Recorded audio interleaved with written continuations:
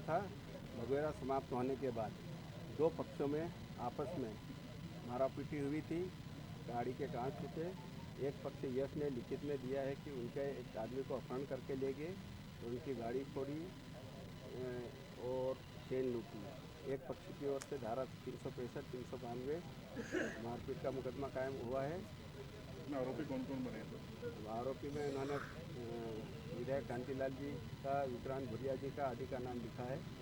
दूसरी तरफ से कांतिलाल भुरिया की पार्टी की ओर से ये आवेदन लिखित में दे रहे हैं, वो भी उन्होंने जान से मारने की नीयत से इनके दो ड्राइवर को मारना बताया है।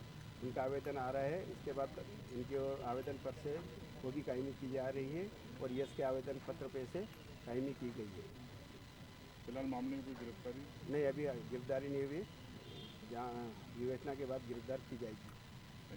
जा रहे थे और आगे गाड़ी खड़ी थी उनकी गाड़ी, तो पता नहीं किसने पत्थर मारा और हमको ज़बरदस्ती वो आए और बोले कि तुमने पत्थर मारा। कौन आए? तो कांतिलाल भूरिया आया, उसका था वो विक्रांत भूरिया आया, दीपक भूरिया आया, सब मारपीट करने लगे। उसका वो गनमैन था, वो भी मारपीट करने लगे हमसे, बोले कि तुम ही गाड़ी का कांच फोड़ा। तो हमने बोला कि हम तो भगोरिया देख के जा रहे, और इतने में ज़बरदस्ती करने लगे। फिर मेरे को उठा के ले गए और मोरडुंडिया ले जा रहे थे। तो इतने में वहाँ पुलिस ये उदयगढ़ थाने के वहाँ फिर मेरे को उतार लिया और ले जाने नहीं दिया और मारपीट करी मेरे साथ। कांतिलाल भूरिया ने और विक्रांत भूरिया ने भी मारपीट करी, और वो उसका गनमैन जो बॉडीगार्ड है वो भी, और वो महेश मेड़ा वो भी, और ये पुष्पराज था, प्रदीप रावत था, मैं था, 5-6 लड़के हम थे। और इनकी चेन भी सोने की जो थी वो भी छीन ली है इन्होंने। क्या नाम है आपका? जितेंद्र गणेश। भाई हम तो आज आए थे जोबट में सब लोगों से मिल मिला के बस सब बाकी सब निपट के फिर हम लोग जाने लगे। हम जा ही रहे थे और साइड से धड़ाधड़ पत्थर आए। वो जितेंद्र नाम का लड़का वो उधर छुपे, उसके साथ 10-12 लोग और थे और पत्थर मारा फड़ा था। दोनों गाड़ पीछे कांच फूट गए। वैसे हमने कहा क्या हो गया अचानक, कोई पत्थर मार रहा। जब देखा फिर वो जितेंद्र ना धारदार हथियार उसके हाथ में था। तो वो लेके मेरे उधर आ रहा था। गेट खोल के और फिर वैसे हमारा जो पीएसओ है उसने उसको पकड़ा, नहीं तो हम पे प्राणघात हमला करने वाला था। तो ये पूरी प्लानिंग थी कि किस तरह से कराएगा, पहले पत्थर फेंकवाना, फिर वही व्यक्ति हथियार लेके मेरी तरफ बढ़ रहा है। तो गेट जैसे खुल रहा था अंदर से, फिर खुला वैसे फिर हमारा पीएसओ पीछे से दौड़ के आया, उसको पकड़ लिया। पकड़ के फिर वैसे जाके फिर हमने कहा कि फिर वहाँ से सीधे हम उदयगढ़ गए और पुलिस के हवाले करा कि भई ये हमला हम पे कर रहा था। तो वहाँ भी सारी स्थिति बताई और उन्होंने कहा कि सब जोबट थाने में का मामला वहाँ थोड़ा आप वो करवा दो। तो हम लोग यहाँ जाके मतलब सब स्थिति क्लियर बता दी है। और वहाँ पे पीछे वाली गाड़ी? और हमारे फिर पीछे वाली गाड़ी में थे, उनको मतलब बेचारे घेर के उसको हमारा ड्राइवर को उसको मतलब धारदार हथियार फाले मारा बताते, वो बच गया, नहीं तो उसको मार डालते। तो वो भी लोग उन्हीं में के थे। और गाड़ी? हाँ, और गाड़ी पूरी तोड़ दी, हमारी गाड़ी भी पूरी तोड़ दी और उनकी भी जो गाड़ी थी वो भी तोड़ दी, फालो वाली थी। तो इस तरह से अचानक हमला किया, कोई बात ही नहीं, पर उन्होंने फ्री प्लान से सब किया है। और ये सब लोग कहाँ के क्या है, अब वो सब जो पकड़ा है वो लोग बताएगा। जो पकड़ा है वो बोरखड़ का है, बोरखड़ का। उसने कहता मैं बोरखड़ का हूँ और जितने जो लोग हैं बोरखड़ के थे। अब बोरखड़ के लोग यहाँ कैसे आए, वो कौन लाया, उसके पुलिस तफ्तीश करे और उसका पता लगाए कि कौन उसका मेन प्लानिंग करने वाला कौन है, उसके खिलाफ एक्शन होना चाहिए। ये हमारी मांग है। घटनाक्रम को लेकर सर आप भगोरिया करने के बाद वापस आए और हम जा ही रहे थे, जोबट प्रॉपर में ही थे और पुलिस स्टेशन से थोड़ी दूरी पर ही एकदम से पत्थरबाजी शुरू हुई, जिसमें से पहले हमारा गाड़ी का कांच फूटा। हमने सोचा किसी ने पीप आकर फोड़ा होगा। फिर उसके बाद पीछे का कांच फूटा और फिर एक व्यक्ति, जितेंद्र नाम का व्यक्ति, एक धारदार हथियार लेकर वो सीधे सीधे भूरिया जी की तरफ बढ़ा। उसने गेट खोला और इतने में जो पीएसओ थे तोमर जी, वो ने आकर उसको पकड़ा, और जैसे ही वो पकड़ा वो घबरा कर, उसके साथ 5-10 लोग भी थे, घबरा कर वो सीधे से भागा, और जो उसके साथ पे पीछे एक काली रंग की गाड़ी चल रही थी उसमें जाकर छुप गया। हम सब गाड़ी से उतरे, उसको पकड़ा, और पत्थरबाजी इतने में शुरू हो गई उसको फटाफट, क्योंकि सबकी जान को ज़बरदस्त खतरा था।